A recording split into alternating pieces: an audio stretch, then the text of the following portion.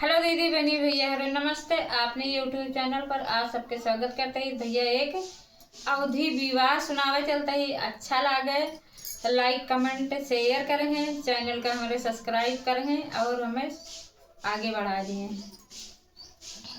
पूर्व पछुआ मोरे बाबा के सागरेवा पुराने हालारी दे।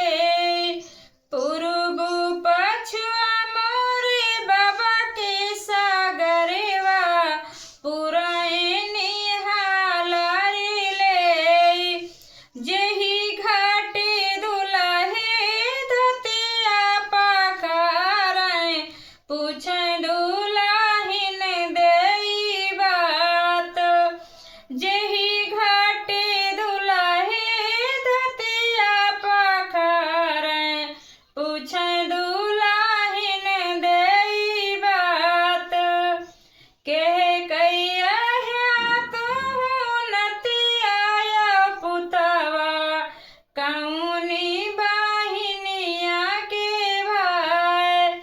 कहे कैया तू नतिया पुतवा कौनी बाहिनिया के भाई।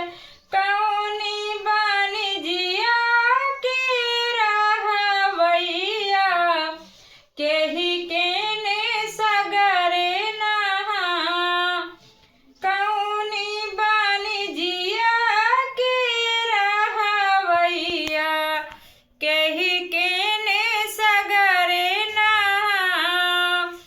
कौनी बानिजिया के रहवैया केही केने सगरे नहा। राजा दशरथ जी के नतिया पुतवा सुभद्रा के भाई।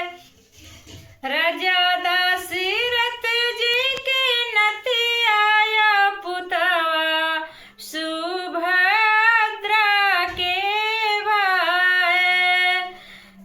अयोध्या नगरिया के रहवैया ससुर के सगरे नहाए।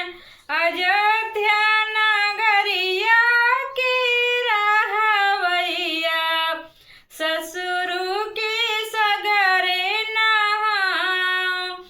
एतनी बचन जब सुनई शीतल रानी जय माया सिर ठाड़े।